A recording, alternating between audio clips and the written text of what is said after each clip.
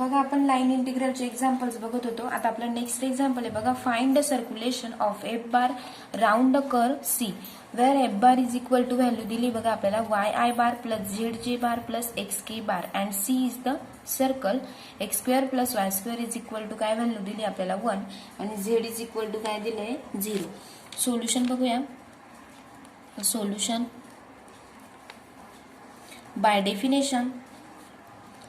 by definition the circulation of f bar along the curve C is बघा integration C f bar cross dr bar is equal to काय असेल मग F bar dot D R bar is equal to integration of C circulation. बघा circulation of F bar आपण असं denote करतो. म्हणजे next आपल्याला एफ बारची व्हॅल्यू दिलेली काय दिली ती Y i bar plus z j bar plus x k बार ही आपल्याला एफ बारची व्हॅल्यू दिलेली आहे. F bar dot D R bar आपण डी आर बारची व्हॅल्यू प्रत्येक एक्झाम्पलमध्ये बघितलेली बघा काय असते D X into I bar plus D Y into J bar plus D Z into K bar म्हणजेच is equal to integration C Y D X plus Z D Y plus X D Z. बघा यांचं दोघांचं काय केलं आपण dot product म्हणजेच काय multiplication करून घेतलं म्हणजेच इज इक्वल टू बघा since on C Z is equal to काय दिलं आपल्याला 0 म्हणजे D Z is equal to काय मिळेल 0. डी झेड इक्वल टू 0 म्हणजेच इंटिग्रेशन सी काय फक्त शिल्लक राहील वाय इंटू डी एक्स म्हणजेच इज इक्वल टू इंटिग्रेशन बघा सर्क्युलेशनचं काय इंटिग्रेशन असतं 0 टू 2 पाय म्हणजेच sine theta into minus sine theta into D theta. म्हणजेच बघा since on C x is equal to काय घेतलं आपण cos theta x is equal to cos theta आणि वाय इज इक्वल टू काय घेतलं sine theta. X is equal to cos theta आणि y is equal to sine theta म्हणजेच is equal to minus of काय मिळेल आपल्याला integration 0 to 2 pi sine into sine minus sine आपण common काढून घेतलं काय मिळेल आपल्याला sine square theta into D theta म्हणजेच is equal to next step म्हणजेच इज इक्वल टू काय केलं आपण -1/2 इंटिग्रेशनच्या बाहेर काढला integration 0 to 2 pi sine square theta is equal to काय असतं 1 minus cos square 1 minus cos of 2 theta असतं बघा 1 minus cos of 2 theta into D theta म्हणजेच इज इक्वल टू -1/2 आपण ब्रॅकेटच्या बाहेर दिला theta minus sine theta sine of 2 theta divided by 2 into integration 0 to 2 pi दिलाय बघा म्हणजेच इज इक्वल टू जर आपण त्याचं इंटिग्रेशन केलं तर काय सोल्युशन मिळणार आहे is equal to -1/2 as it is integration आपल्याला 0 टू 2 पाय दिलंय म्हणजेच 2 इंटू 2 पाय म्हणजेच बघा पाय गेट कॅन्सल आपल्याला सोल्युशन काय मिळणार आहे सॉरी 2 गेट कॅन्सल म्हणजे सोल्युशन काय मिळालं आपल्याला -पाय इज इक्वल टू म्हणजेच बघा find circulation of F bar round the curve C where F बारची व्हॅल्यू दिलेली होती सी इज द सर्कल आणि झेड इज इक्वल टू 0 दिलेलं होतं आपल्याला सीच सर्कलचं पण हे दिलेलं होतं की X square plus Y square is equal to 1 म्हणजेच आपल्याला सोल्युशन मिळालं बघा -पाय. आता नेक्स्ट एक्झाम्पल बघूया. नेक्स्ट एक्झाम्पल आहे बघा evaluate integration C twice x minus y plus 4 into dx plus 5y plus 3x minus 6 by around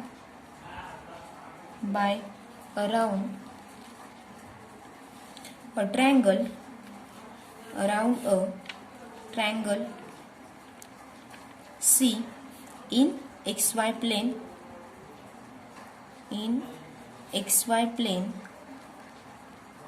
with vertices दिलेले आहेत बघा with vertices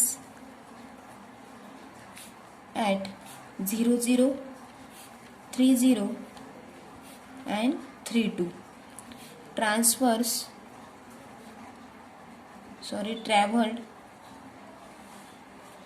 traverse encounter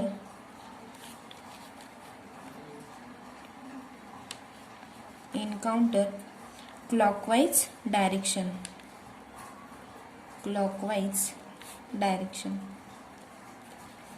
solution बघूया. सोल्युशन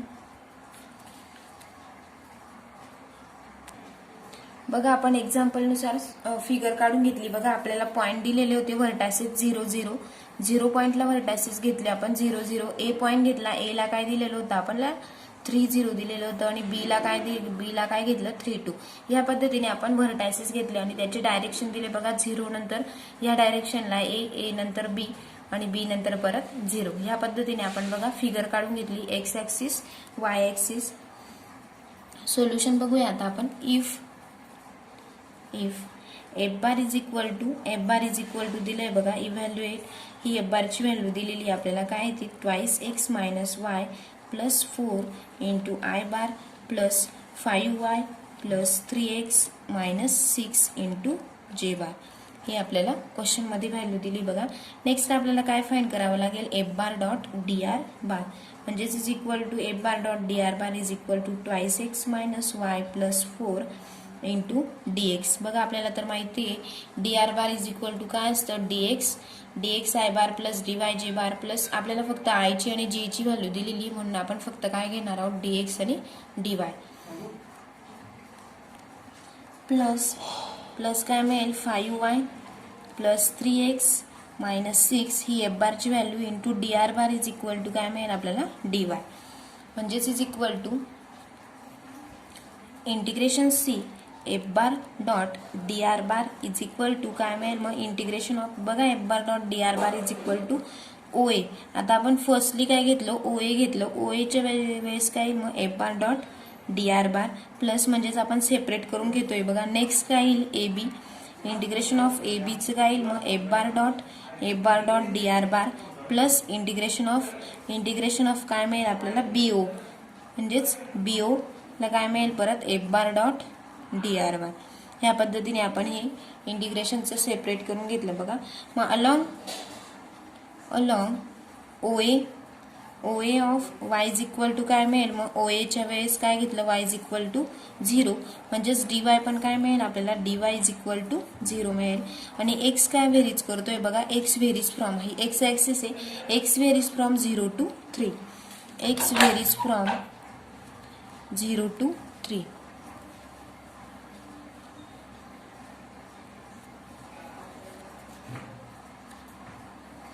म्हणजेच is equal to integration OA F bar dot D R bar is equal to integration दिले आपल्याला 0 to 3. आता आपण firstly घेतोय बघा, OA फक्त घेतोय. मग काय दिलेला आहे तो म्हणजेच इज इक्वल टू बघा integration 0 to 3 twice x plus 4 into काय मिळेल आपल्याला dx इज इक्वल टू काय मिळेल x square plus 4x integration काय आहे 0 to 3 म्हणजेच इज इक्वल टू बघा, जर इंटिग्रेशन आपण सॉल्व केलं म्हणजे 2 स्क्वेअर 3 चा square is equal to 9 plus 4 into 3 12 into बघा म्हणजेच काय मिळेल एक्स स्क्वेअर. जर आपण एक्स ची व्हॅल्यू 3 पुट केली 3 square is equal to 9 plus 4 into 3 12.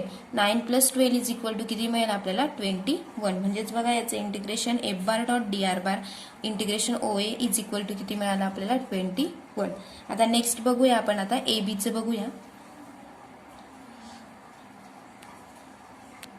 Next आहे बघा म्हणजेच along AB x is equal to किती दिलंय 3 and dx is equal to काय 0. म्हणजेच बघा अलॉंग ABच्या वेळेस 3 2 आहे बघा, म्हणजेच x ची व्हॅल्यू काय घेतली आपण 3 घेतली. dx is equal to 0 and y varies from, y काय व्हेरीज करतोय बघा, y varies from 0 to 2. y varies from 0 to 2. Next म्हणजेच integration AB F bar dot D R bar is equal to integration 0 to 2 5y, सेकंडचं काय दिलंय 5y plus 3 into dy, म्हणजेच is equal to integration काय दिलंय 0 to 2 5 2 10 10 plus 3 5 into, म्हणजेच is equal to integration बघा 5 2 10 plus 3 into 3 into एक्सची value किती होती 3, 9 plus 6 is equal to 9 plus 7 is equal to किती मिळेल आपल्याला 16, म्हणजेच is equal to integration F bar dot D R bar integration A बीचं किती मिळेल आपल्याला 16 मिळेल. नेक्स्ट म्हणजेच therefore equation of line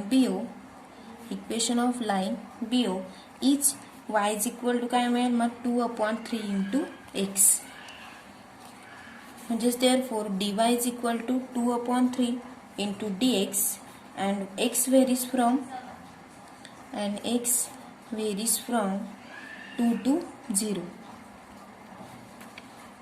next आता बघा आपल्याला बीओचं काढायचं आहे integration third BO F bar dot D R bar is equal to integration काय दिलं आहे 0 to 2 4x प्लस काय मिळेल 14 divided by 9x into dx.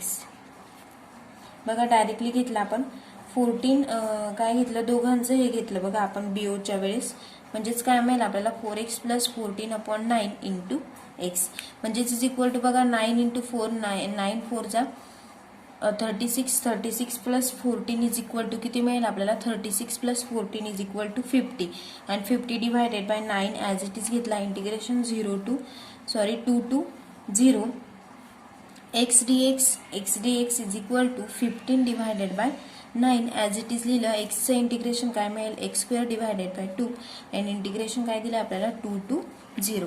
या पद्धतीने बघा आपल्याला हे इंटिग्रेशन सॉल्व्ह करायचं आहे. मग 15/9 ॲज इट इज राहिलं, हे इंटिग्रेशन सॉल्व्ह केलं तर काय मिळेल -2 मिळेल, म्हणजेच इज इक्वल टू 15 2 जा -100 डिवायडेड बाय 9 हे काय मिळालं आपल्याला सोल्युशन मिळालं.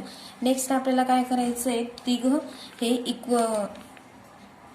ॲड करायचे आहेत बघा integration C F bar dot D R bar is equal to फर्स्टचं काय आलं होतं 21, सेकंडचं आपल्याला 16 आलं होतं बघा, मायनस थर्डचं आपल्याला 100 डिवायडेड बाय काय मिळालं आपल्याला 9, म्हणजेच इज इक्वल टू जर आपण हे सॉल्व्ह केलं 21 plus 16 is equal to 37 minus 100 divided by 9.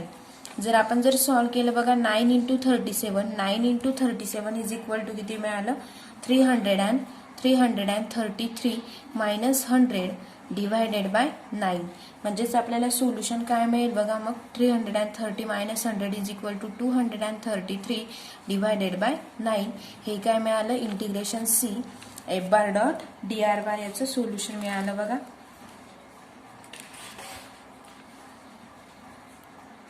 Next topic आहे आपला नेक्स्ट डेफिनेशन आहे बघा a vector field F bar defined in a given region is said to be conservative if the line integral of f bar is independent of the path of the integration, म्हणजेच that is बघा F bar काय दिलं आपल्याला F bar is conservative vector field if for any two points A and B is given region.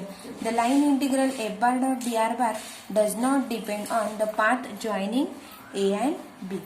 म्हणजेच बघा we know establish some result about conservative field defined on a given region R. बघा ही आपल्याला definition दिलेली आहे, त्याच्यावरचे आपल्याला काही theorems आहेत ते बघूया.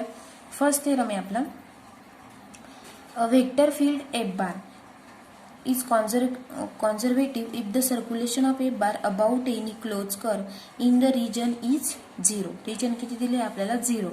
मग प्रूफ बघूया let F bar be a conservative vector field in a region R हे आपल्याला डेफिनेशन मध्ये दिले बघा. And let C be any close curve in R. मग let A P B Q हे आपल्याला फिगर मध्ये दिले बघा A P B and Q any 4 points on the curve C since F bar काय दाखवलेला आहे आपल्याला कॉन्झर्वेटिव्ह, म्हणजेच integration arc A P B. आता आपण आधी कोणती आर्क घेतोय ए पी बी ही फर्स्ट आर्क घेतोय, म्हणजेच is equal to integration arc A Q B. बघा म्हणजेच A P B and A Q B कशी दिलेली आहे आपल्याला सेम दिलेली आहे, इक्वल दिलेली आहे. कशी दिलेली ती इक्वल दिलेली बघा. म्हणजेच next therefore integration arc A P B म्हणजेच बघा आपण ते फर्स्ट आधी पण एक्झाम्पल मध्ये जे आपण सी लिहत होतो त्याला आपण आर्क असं पण म्हणू शकतो इंटिग्रेशन सी सर्क्युलेशनचा. म्हणजेच integration arc A P B F bar dot D R bar minus integration arc A Q बी.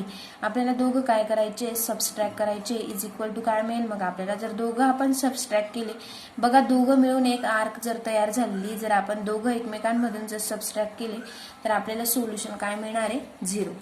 आणि नेक्स्ट दॅट इज म्हणजेच integration arc A P B integration F bar dot D R bar plus integration arc B Q A F bar dot D R bar is equal to 0. म्हणजेच बघा, जर दोघांची addition केली, बघा subtraction जर केली तर सोल्युशन आपल्याला 0 मिळेल. दोघांची जर आपण ऍडिशन केली तर काय मिळेल मग, इंटिग्रेशन सी म्हणजेच arc of C F bar dot D R bar is equal to काय मिळेल मग आपल्याला 0 मिळेल.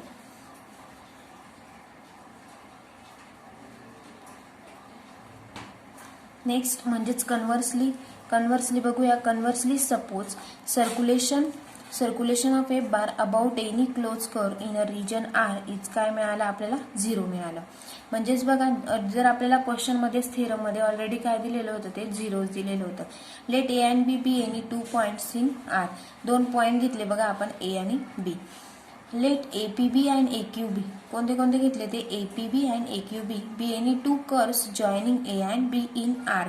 बघा, आर या पॉइंटने काय केलं आपण, दोघांना जॉईनिंग केलं. Let C is equal to, आता सी इक्वल टू काय घेतला आपण, A P B Q and A, म्हणजे पूर्ण राऊंड घेतला.